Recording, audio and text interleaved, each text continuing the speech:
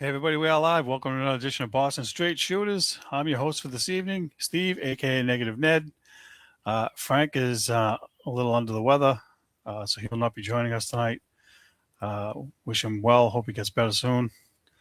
This is the show we talk about the Patriots, Bruins, Celtics, and Red Sox. Get you all caught up to speed on the goings on over the last week. And without further ado, I'll try to post a link for everybody so you guys can join the show. Bear with me for a minute now here. We have quite a bit to talk about. We have Bruins coming back from the break. We have Patriots news. We have Jayson Tatum looking at returning possibly tomorrow night for the Celtics. So we have the Red Sox playing in spring training, and a whole bunch of stuff to catch up on. So without further ado, let's get started. We'll talk about the Bruins first. Let me find this right here. Here we go. Bruins after the Olympic break. They went 2-1. Coming back, their first game against Columbus. Overall, pretty good game. I mean, they looked pretty decent considering it was the first game and they're missing, a bunch of, 7 or 8 guys. So over the course of 3 weeks, not bad. They fell behind 1-0 in the first period. And then later on, they tied it up on a goal by Arvidsson, Victor Arvidsson. He scored his 15th goal. In the second period, Geeky scored on the power play. The power play has still been good. I think the power play still ranked 4th in the league overall. So it's been a huge. It's been huge for them. The coach that they hired, that guy Steve Spott, that's the assistant coach that's running the power play. Much better. Much better versus last year. And Geeky, Morgan Geeky tied his career high with his 33rd goal in that game. So, he should reach 40 easily. They have 22 games left, so he should easily get to 40. Shouldn't be an issue. So they get the 2-1 lead, and then Sean Corrali scored in the third period to make it 3-1. So they had a 3-1 lead. Columbus came back. They made it 3-2, and Columbus before the break had won like 7 in a row and 9 out of 10 or something like that to put themselves in the wild card hunt. So they were on a winning streak when they played, and it's a good win for the Bruins. Arvidsson scored again, got an empty net with 30 seconds left, and Korpisalo got the start. He was really sharp. He was good. He made a lot of big saves. He stopped 38 shots. 38 out of 40 shots. He was really good. And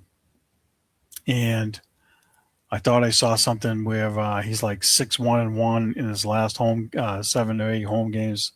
6-1-1 in his last 8 home games. Sorry, with a 2.44 goals against average. So he's been playing well at home. So is Swayman. Swayman has a good record at home too. We'll get to him in a minute. But home ice has been real good for the Bruins. They've done a good job in their own barn, and they're going to need to keep it going if they want to make the playoffs. Obviously, listen, they've done a good job. They they skated, they had their legs. They looked really good in the first game coming out of the break. Excuse me. And beat a team that was on a hot streak.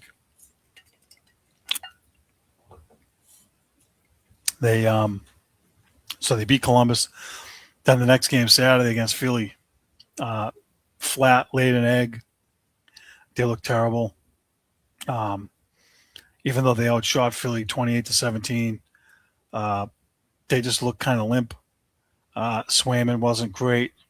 Gave up 2 goals in the third period. He only saved, he only stopped 15 out of 17 shots. uh, not good enough. So, again, I don't know what it is with him being in net. Some games they're really good with him in net, but some games they're not. And still haven't been able to put my finger on it. But lackluster game there. And again, Philly, they're a team that's going to be on the rise. They're looking to try to make the playoffs. So they're going to be playing hard. And the Bruins didn't rise up to the challenge. Next game against Pittsburgh a couple nights ago. Get my notes here. Swayman with the soft goals given up, let up another goal from the blue line. 42 seconds into the game. It kind of wasn't his fault, but it kind of was. I don't know. He got kind of screened. Aspero, the defenseman, was pushing one of their guys out of the way and kind of blocked Swayman's view. Swayman was trying to look to the left and poke around the guy. They, give up the goal, and then they challenge the goal and say that there was goaltender interference. And it was because Aspero was pushing their guy, trying to push him out of the way. Like barely even nicked Swayman, and he was out of the crease too. So there was no goaltender interference. They lost the challenge. And to me, that's a weak challenge, and that's Swayman whining like a baby. And I don't like that. I mean, I understand you want to protect your turf, but you're not Billy the Butcher Smith 2.0 over there. Just keep your mouth shut and make some saves. Leave the extracurricular crap to the other guys. That's not your job. So he whines, they lose a challenge. I don't like that. But after that, the Bruins really turned it on. And when they scored their first goal, Fraser Minton was really good on the forecheck and won a couple one-on-one battles to free up a puck, which I forget who passed it out front to Hustadinov, but he scored his 13th of the year. And the Fraser Minton line, man, they were good the whole game. They were winning one-on-one battles. They were fighting hard. Fraser Minton's really becoming a good player for a young guy. His role as the third line guy, he's embraced it, and he's becoming a good two-way guy. And he fights hard in the corners and whatnot. And I like him a lot. I think, and I think I heard sports radio guys talking about how, and a lot of people have talked about how, the Bruins stole him from Toronto for Brandon Carlo, and the difference in the style of play between the two guys is a complete 180 because Fraser is a physical guy, and Brandon Carlo wasn't as physical for a guy that's his size. So, I think the Bruins have gotten the better end of that trade so far. I mean, that line's been really, really good. So they tied at 1. Hustadinov's got 13 goals. So these guys are contributing, so it's really encouraging to see.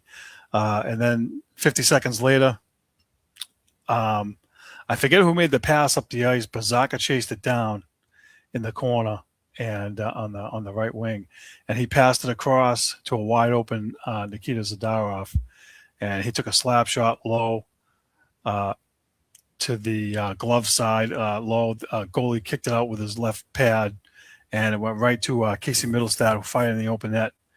That was a good goal. Nice to see, the defenseman take a nice low shot, go for a rebound instead of trying to shoot it at the guy's chest or whatever. So that was a good goal. They scored 2 goals quick, and the Bruins had a lot of chances. I mean, they had a ton of chances, and they also gave up I want to say 3 breakaways in the game. Swayman was sharp in this game. He definitely, I will complete 180 for him too. He was sharp in the game, much needed. And both goalies really played well and both made a lot of saves. Skinner, it easily should have been like 5-1, the saves he was making. So he played a good game. He's been good for them. He wasn't as good on Edmonton. I don't know what the deal was. Maybe they don't play defense as good as Pittsburgh does, but he's been pretty good for them. So you beat Pittsburgh. That's another team that's in the playoff hunt. They're going to be a team to reckon with. And they didn't have Sidney Crosby either, who's still nursing an injury from the Olympics.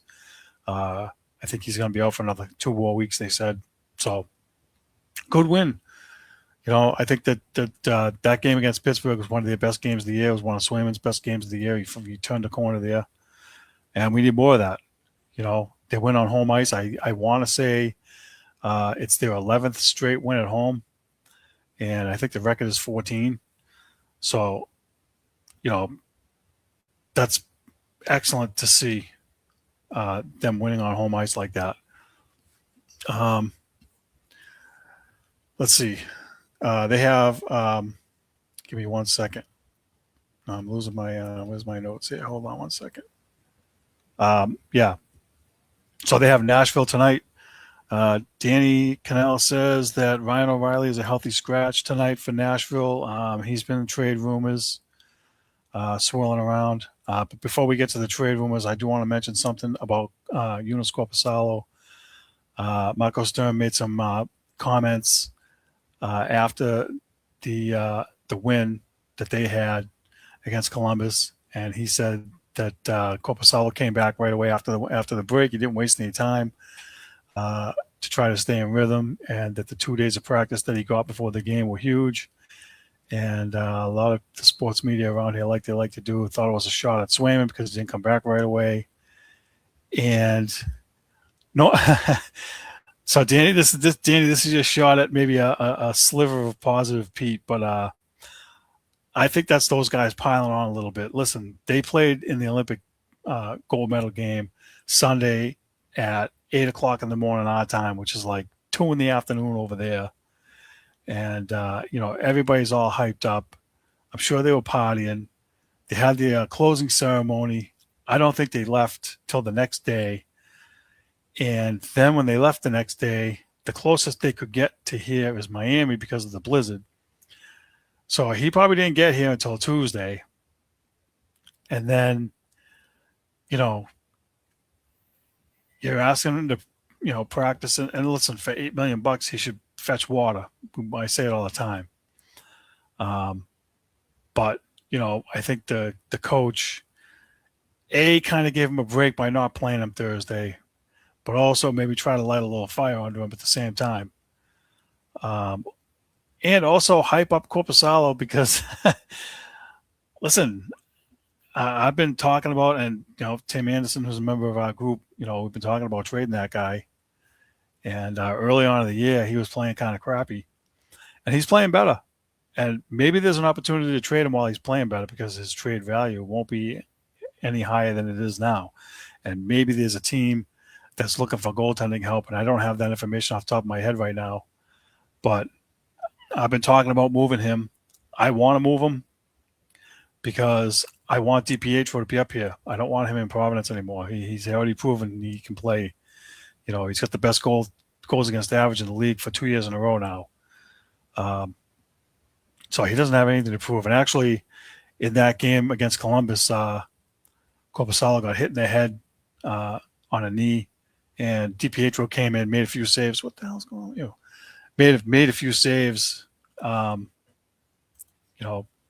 listen.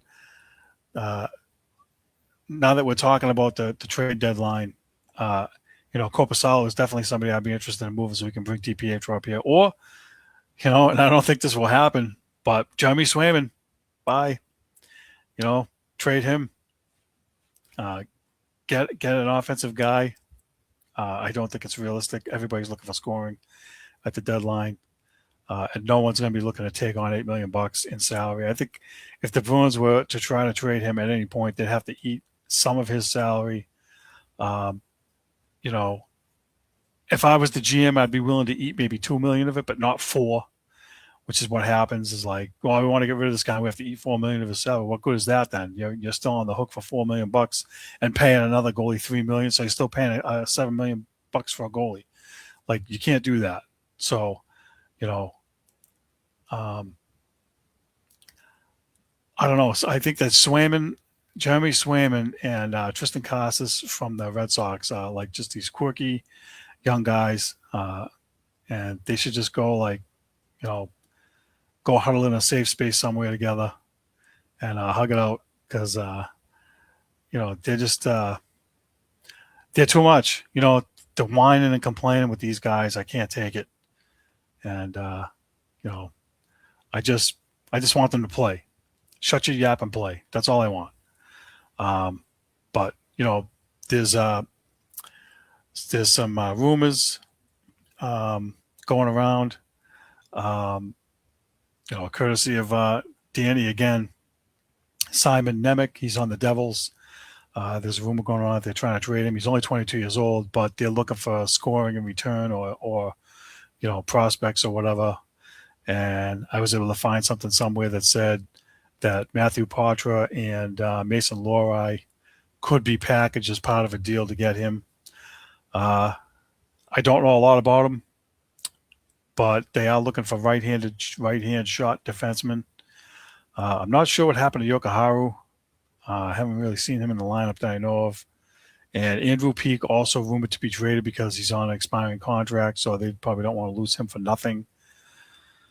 So, you know, um, I think that they'll do something minor, like, Don Sweeney, they asked him about adding, and he said, well, the guys have played hard like we wanted, and they deserve a bump. And I agree with that. But the bump that he's going to add is probably just minor, a defensive, defenseman guy. Uh, I don't, I don't expect scoring. Um, Vincent Trocheck, who was on the Rangers, uh, was a healthy scratch tonight, and you know, I don't know if the Bruins will be able to get him. He's 32 years old. He's got 3 years left on his contract at um, 5.6 million a year. Now Casey Middlestat makes 5.5.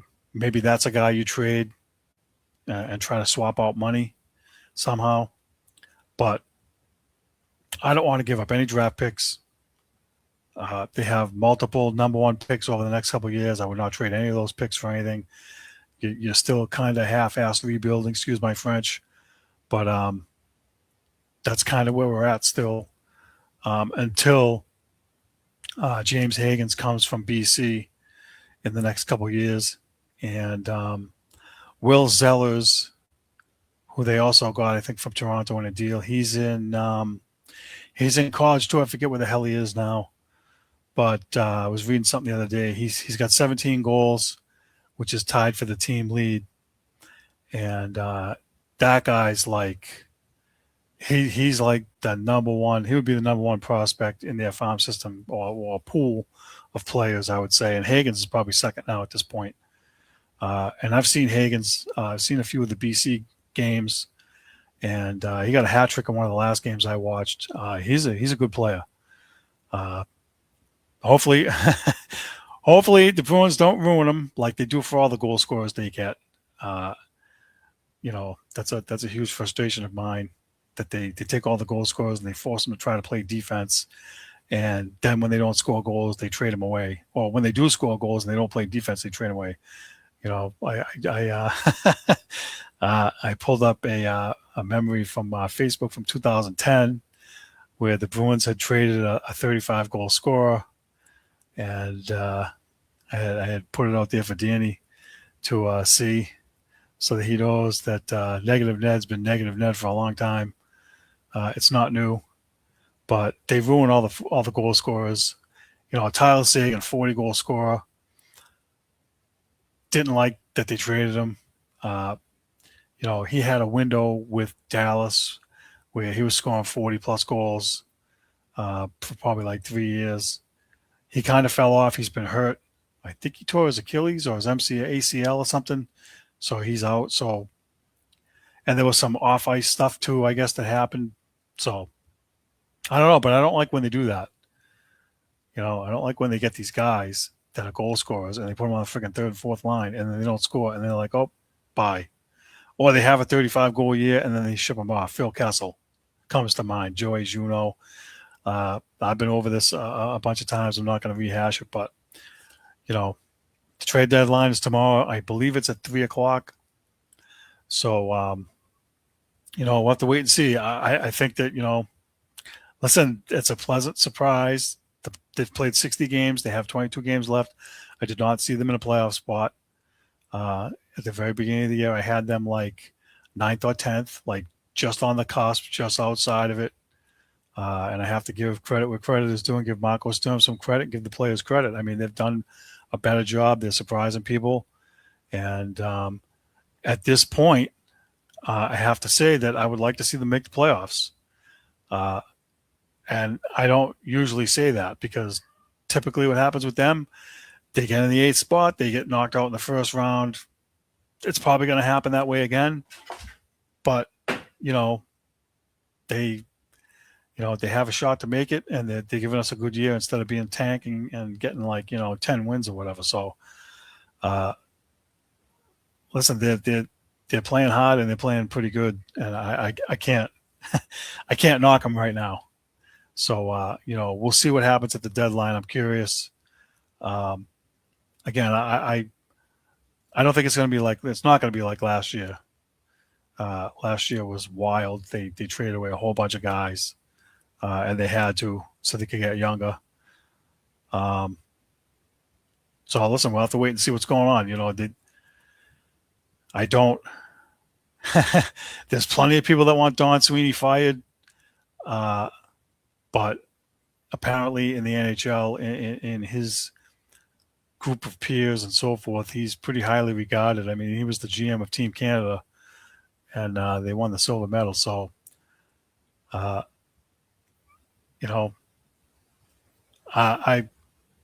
don't know yet. I think if they make the playoffs, they're not going to fire him. I think if they miss the playoffs, there's a shot. So if you want him fired, you want to root for the Bruins to not make the playoffs. That's be my advice to you if you want them gone that badly. But kudos to those guys. They're still playing hard and they're playing pretty good. So see what happens. Let's see what happens tomorrow. I'm curious. I don't like Mason Lohrei being part of the trade rumors. I like him. He's a good young player. And I feel like he's going to be one of those guys that when they trade him away, he's going to go to another team and become a 20, 25 goal scorer as a defenseman and put up, 70 points a year. That's a concern for me. And I get it. He has to be better defensively in his own end. He has been better this year. I think last year he shouldn't have been here. I think last year he should have been in Providence. I think they rushed him and they forced him to play. He had no McAvoy for a big chunk of the year. And he had to carry the load a lot. So I think this year he's in a better situation. So that's a young guy I don't want to see them give up depending upon what they get back. I mean, you're getting back Vincent Trocheck. I still don't even know if it's worth it because he's 32. They have a habit of getting these guys when they're on the back nine. 32. Ryan O'Reilly, I like Ryan O'Reilly. He'd be a good number 3 center for this team, but he's like 35 or 36. He's in like Patrice Bergeron territory. I don't know what he makes per year. It's probably somewhere between, I'd say, $5 and $8 million a year. And again, I would only do it if his contract was expiring this year, and you didn't have to give up a lot for him. A better time to get him would have been a few years ago when they were going after the records, the best record in the league. That would have been a time to get him. I know they couldn't, but that would have been a time to get that.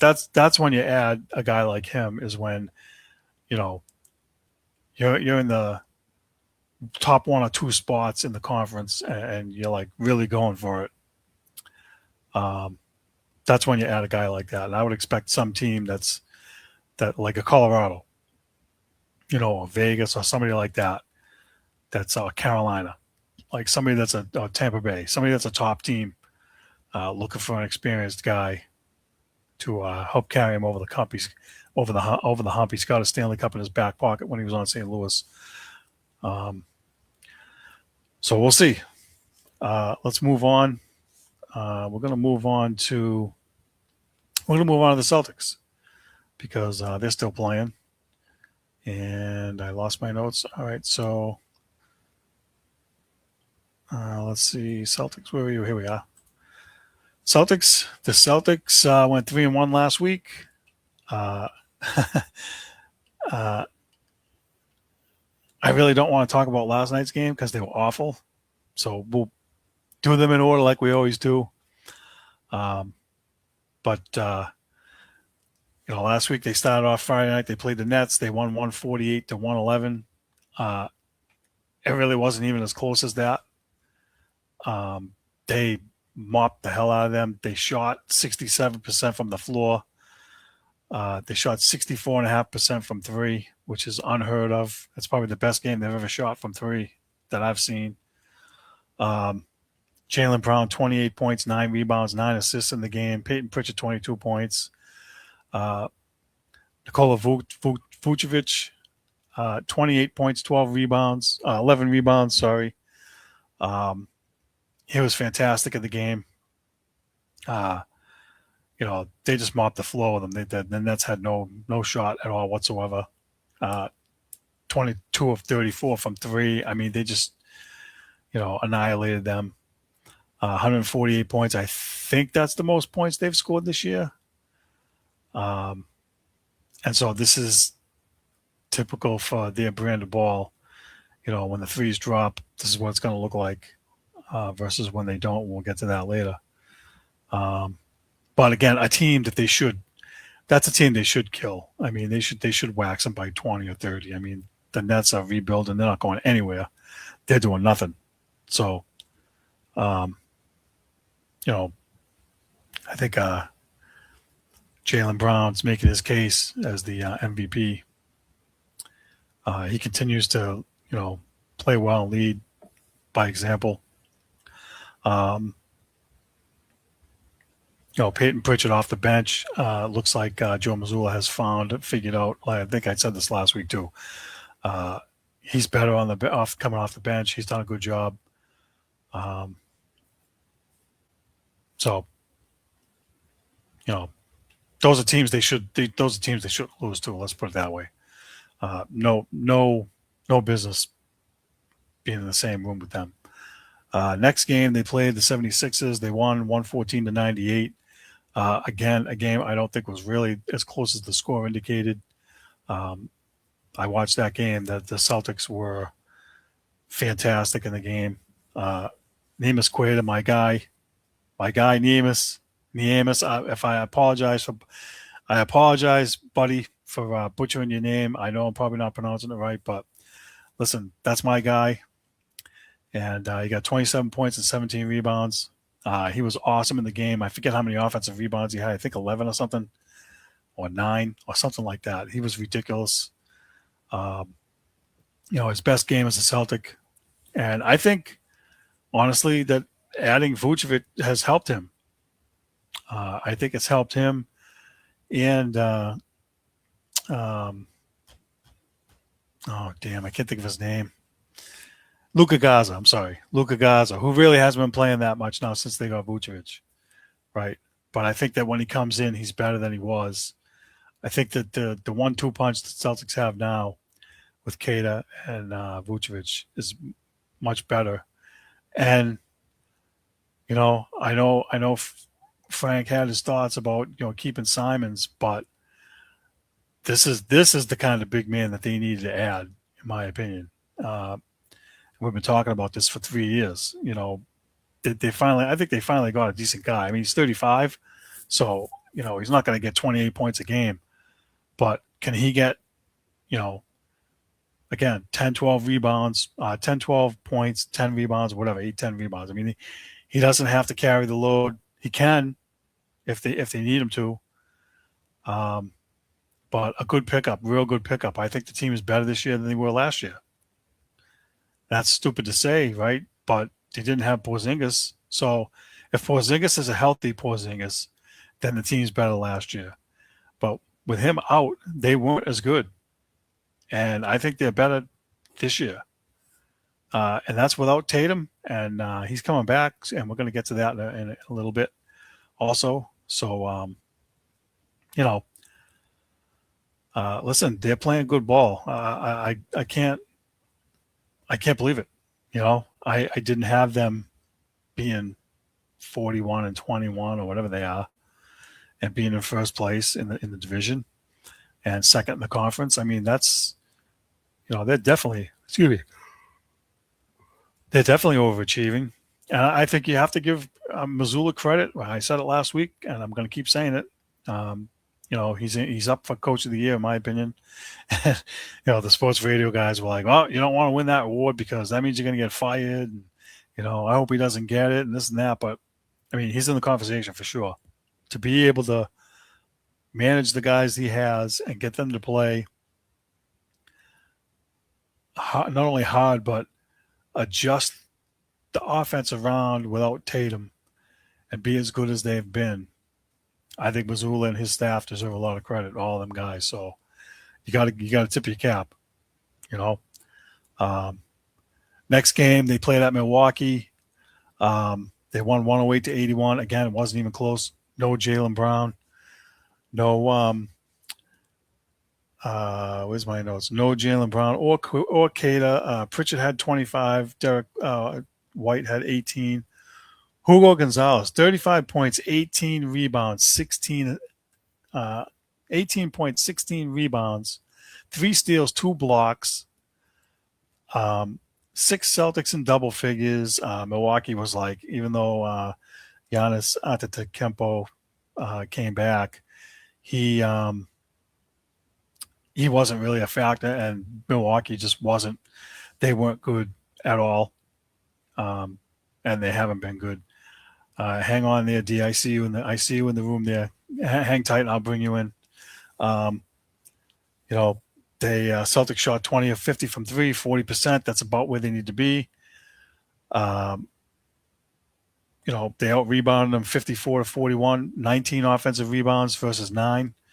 Again, the offensive rebounding has been better. And I think part of that is Vucevic helping the Neemias come along.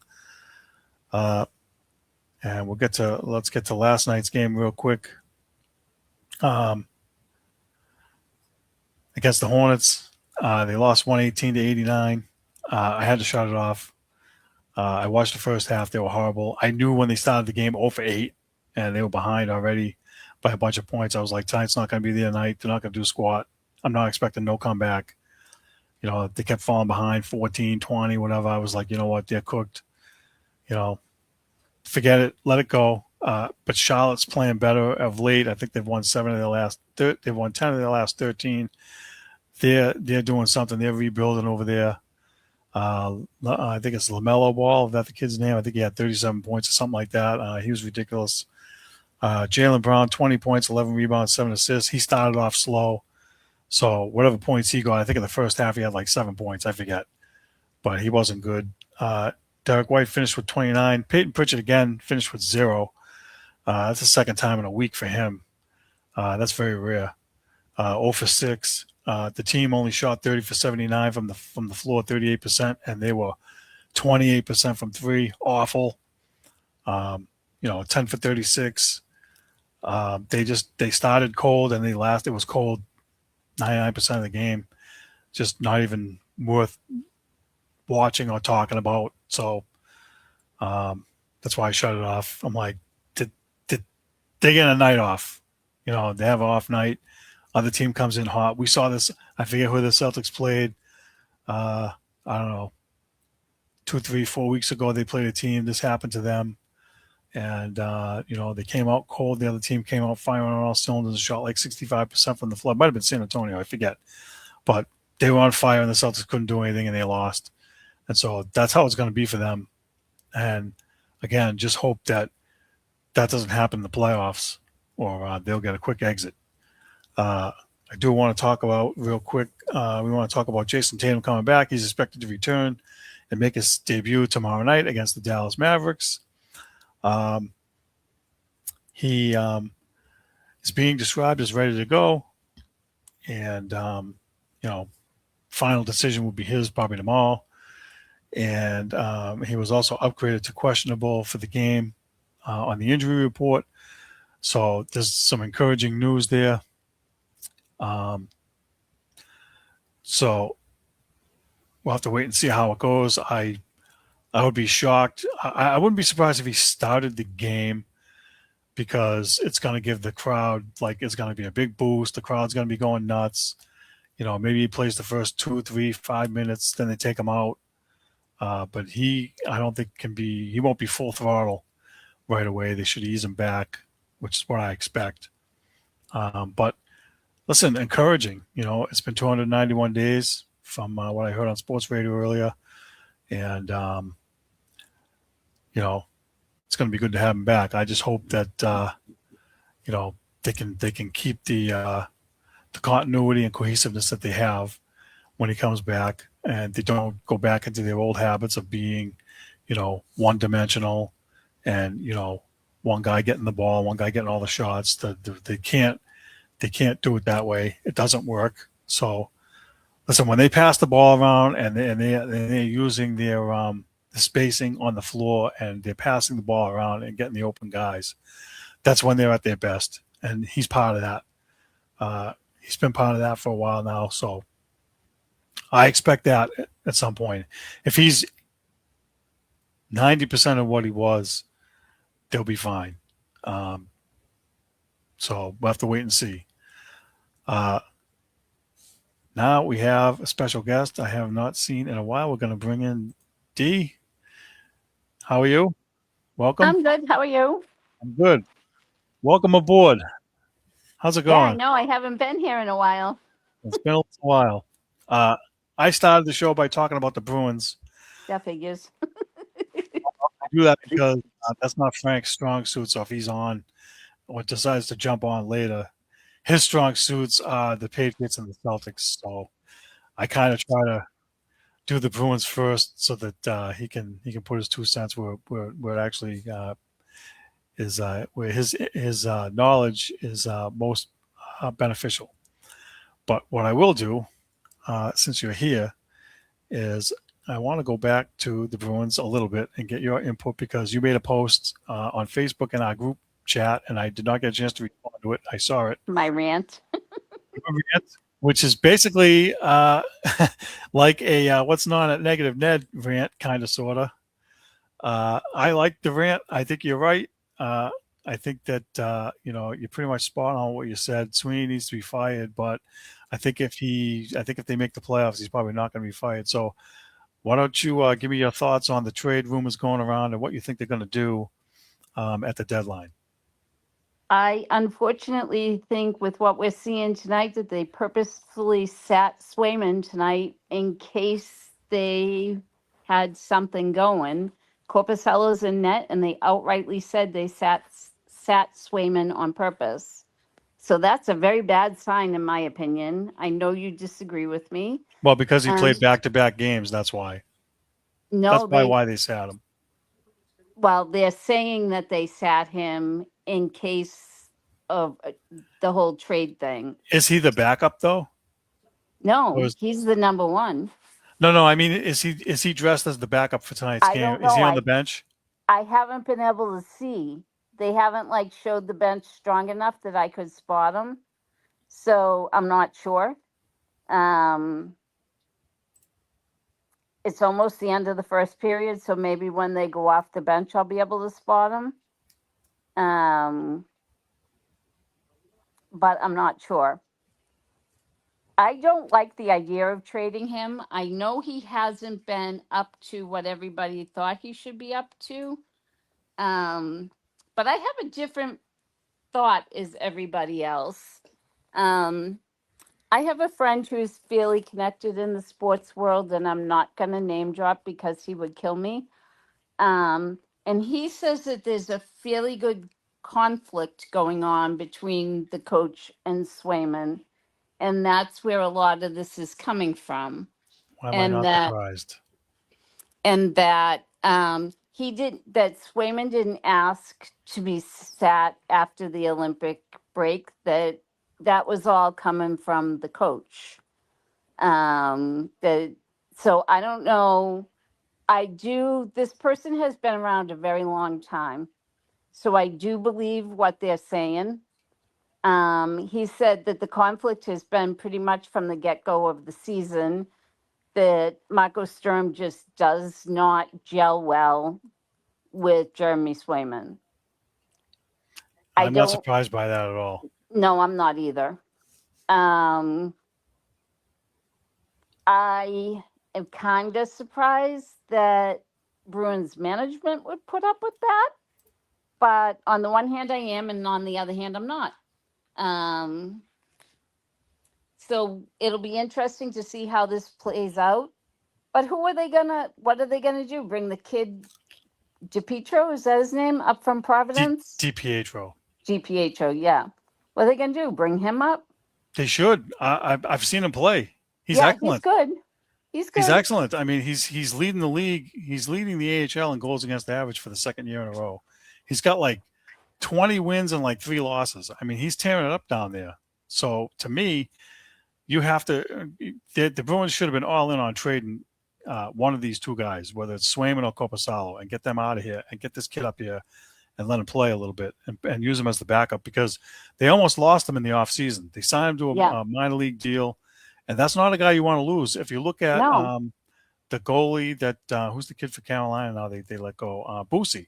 He's Yeah. like 24-3. I mean, you can't just let these guys walk for nothing. So Right. I say you have to make a move with one of these two guys, whether it's Swayman or I say get Corpusalo. rid of Corpusalo. Swayman's still young and he's still playing well. So get DiPietro up here and make that your tandem.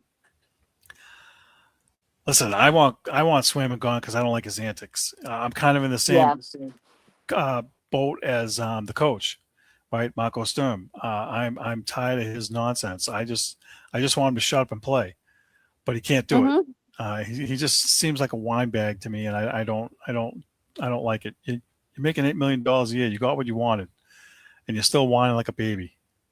So I could see where how is he's he rubbing the whining coach the this wrong way. year? What's that? Where is he whining this year? He just, some of the comments that he makes after games just sounds whiny. And that challenge that they had after the first goal was definitely him thinking he got interfered with. And the guy like barely brushed against him. And it's things like that that aggravate me. Yeah, It's like, I dude, agree with that. you need to just focus on playing and leave the extracurricular crap alone. That guy didn't even breathe on you. Yeah. You're sitting there, barking at the ref and barking for the coach to challenge the play because you think you got interfered with. It's wrong, Yeah, I'd agree with that. and those are the kind of things that have me frustrated with him. He thinks he's trying to be like one of the leaders on the team, and even Zadorov last year called him out and said, "Hey, look, we take care of the fights around here. We take care of the tough stuff. You just stay in the net." You know what I mean? Yeah. There's these young guys that feel like they're entitled and they have their opinion, and listen, you haven't earned your stripes yet. Win a couple rounds in the playoffs. Get to the Eastern Conference Finals, get to a Stanley Cup, and backbone us there, and make a bunch of big saves like Tim Thomas, and then talk. You know what I mean? But you haven't won squat yet. You haven't done anything, in my opinion. As good as he is, or as young as he is, and listen, I understand he's 25 or 26 years old. He's the future. And if you had to pick between him or Allmark to trade, you would pick Allmark because he's older. I mean, it's not rocket science, but he's got to live up to the contract. And I think that's the issue that I'm having. And that squawking in the Olympics about that goal he gave up, 90-foot goal because the boards were dark or black. That's the kind of whining I'm talking about. Okay. You know what I'm saying? Like, yeah. No, dude, I can agree with that. it wasn't the board's fault. You sucked. Just own it. You know what I mean? That's all we can ask. That's all we can ask for. Is like, you make a mistake or you give up a bad goal, own it. That's all. Yeah. Don't make excuses. And I think holding out last year didn't help him. That you made it know. 100 times worse. I was so mad at him Yeah, for that. I wanted him to trade him for a bag of pucks. yeah, That's how frustrated I was with him, and I'm still kind of frustrated with him. Uh, so listen, he's got to step up and act like he thinks in his head like he's Patrick Roy or Martin Brodeur, but he's not, and that's my yeah. frustration. He's not showing that. So I do like him. I do like him. I think he's pretty good. But you're right. His mouth gets in the way. if he does like he did last night and he just shuts up and plays and he's sharp, he can. Right. It's the off nights where he gives up like the soft goals and then he's like whining to the refs and I'm like, dude, shut the hell up, Yeah. you know. So let me ask you this real quick because we're talking about the trade deadline, and then I have to move on to the Patriots. There's been rumors about them adding a right hand shot defenseman, Hmm. and I saw something else I mentioned earlier before you came on about Vincent Trocheck from the Rangers who played in the Olympics as a possible trade destination for him. He's got a 12 team. He has a no trade clause, but he has 12 teams he can be traded to. I don't know if the Bruins are on that list or not. But if he was on the list, would you want him to be here?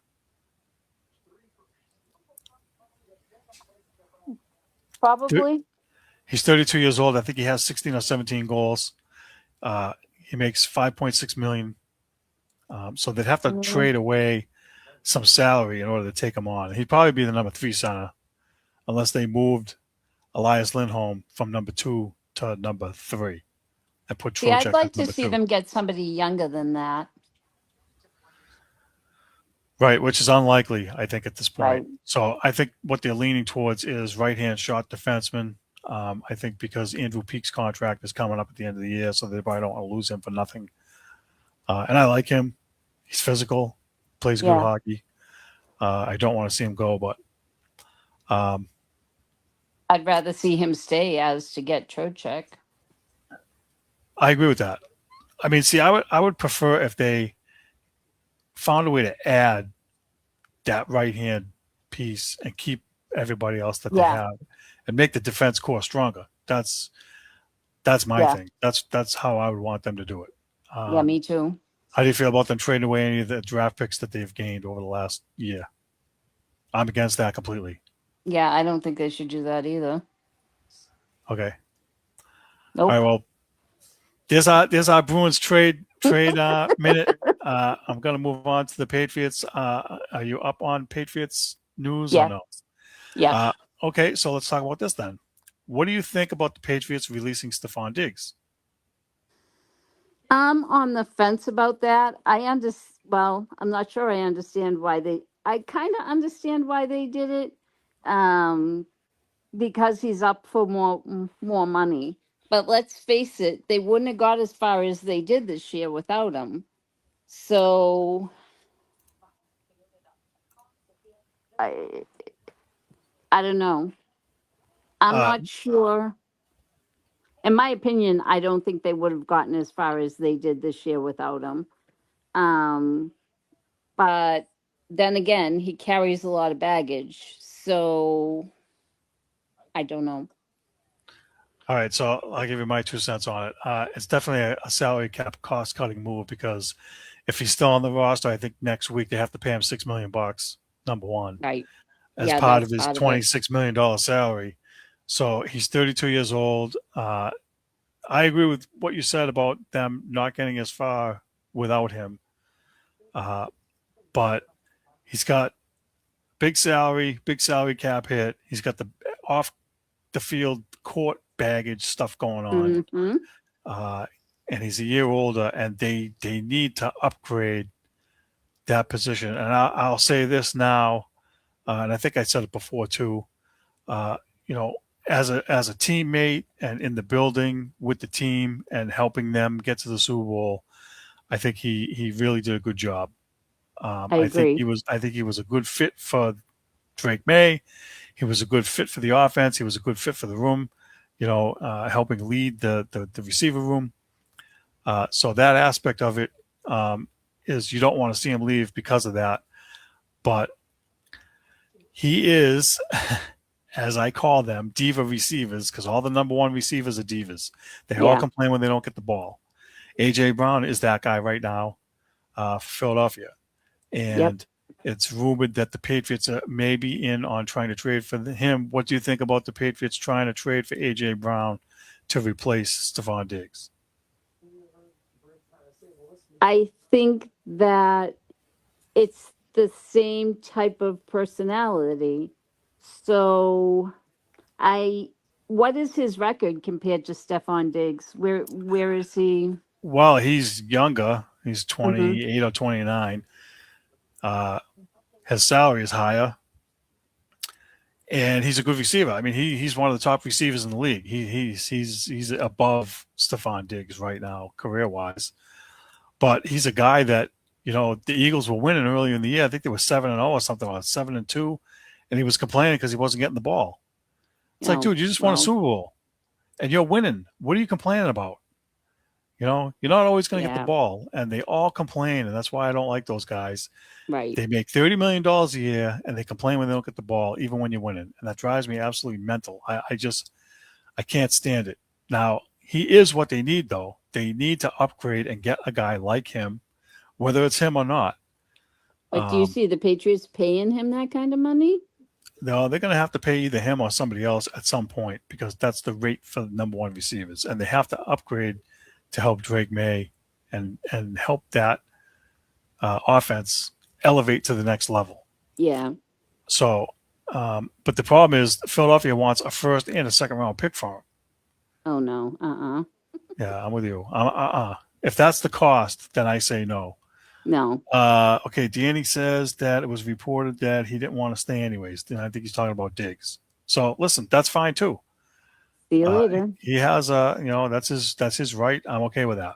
Um, but it's obvious that they do need to add number one wide receiver. I just don't know if AJ Brown is the right guy. I know he Who has a else are history they with looking Vrabel. at besides him? There's a guy on the Colts that's going to be the number one guy, maybe if he doesn't sign. He wants to test free agency. His name is Alec Pierce. Um, he was their best receiver last year. So again, it's another guy that's going to make $30 million a year probably. So I we'll have to don't wait. know his name. No, well, he broke onto the scene this year. I think he's Okay. been there for a couple of years, but this is like a breakout year for him. So there's that. I don't know your familiarity with college football. Do you know who Lou Holtz is? Yeah. Okay. Lou Holtz passed away at 89 years old. Yep. Great college coach. He was great for Notre Dame. He was. He won the national championship in 1988. He finished second in 89 and 1993. He went to 3 Cotton Bowls and 4 Orange Bowls.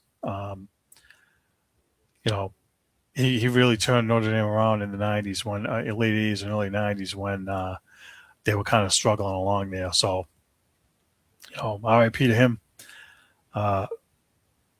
Legend. He is definitely a legend. Yeah, he was definitely a legend. All right.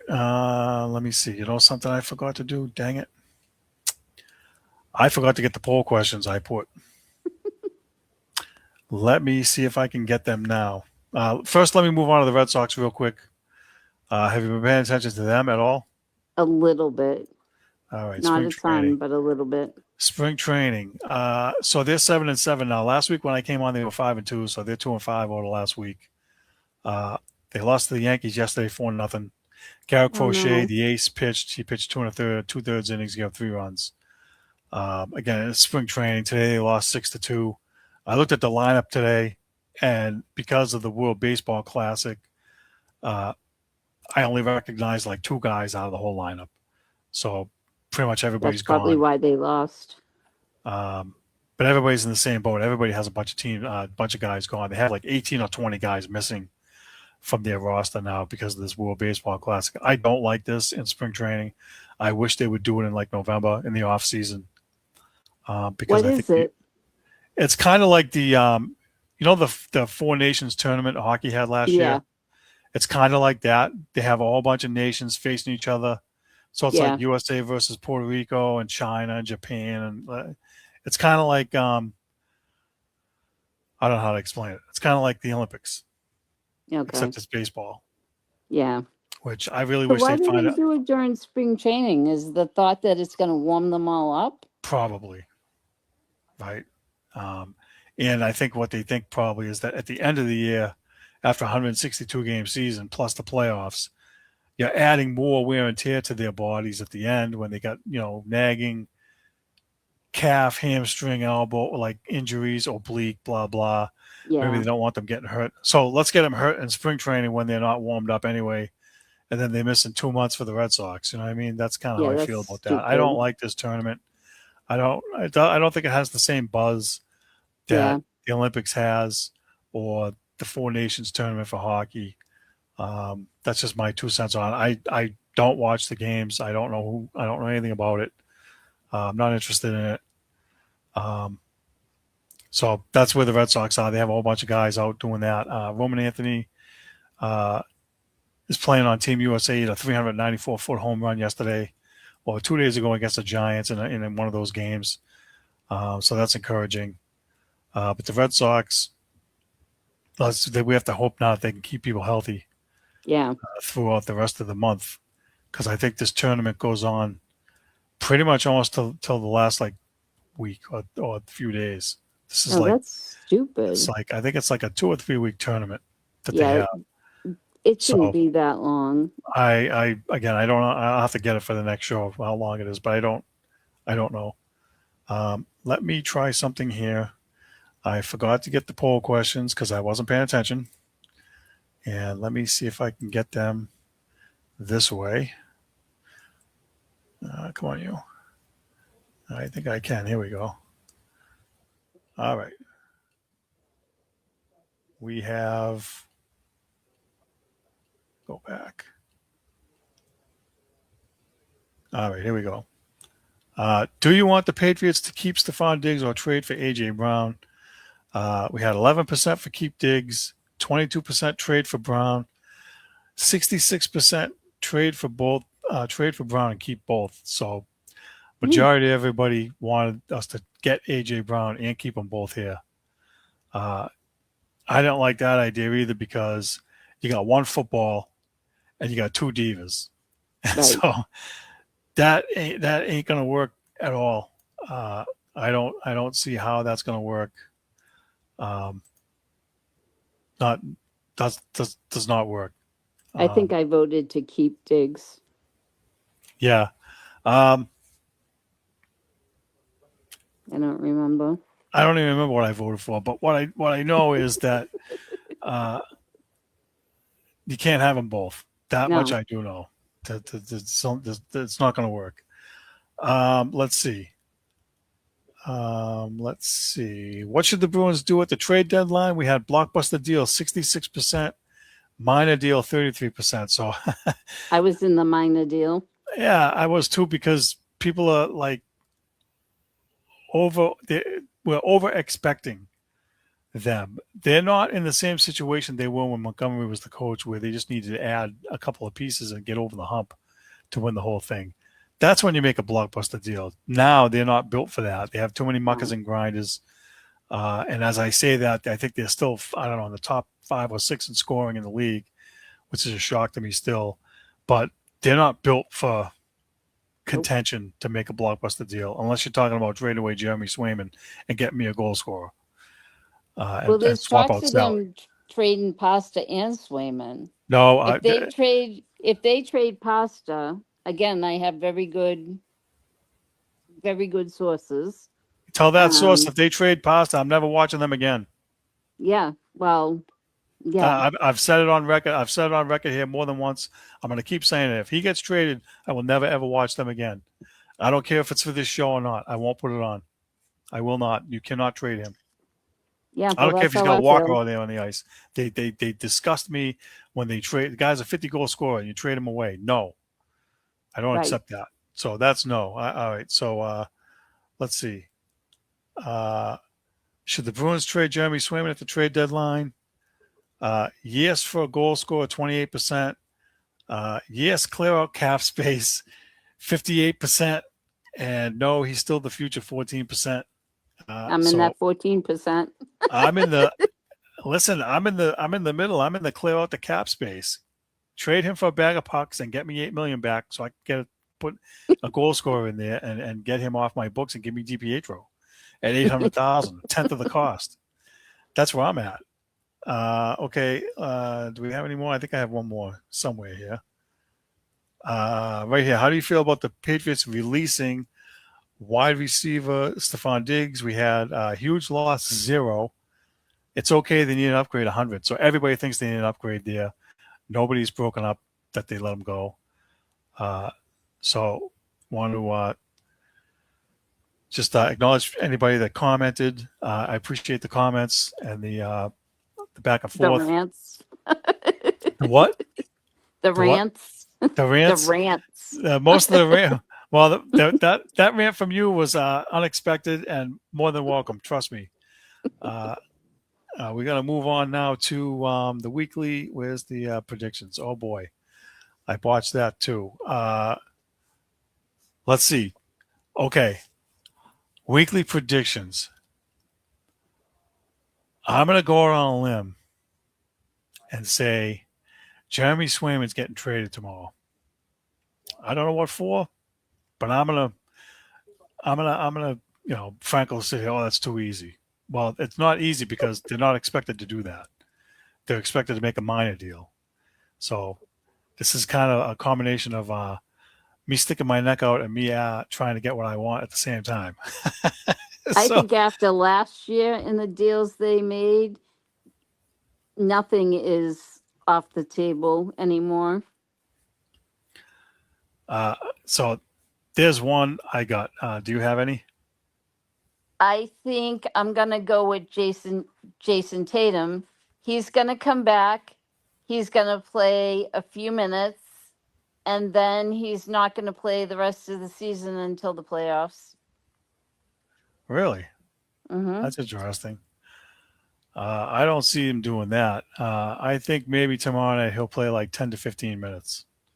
That's what I think. I think they'll ease him back in. He can't play 25, 30 minutes right out of the chute. No. That's crazy.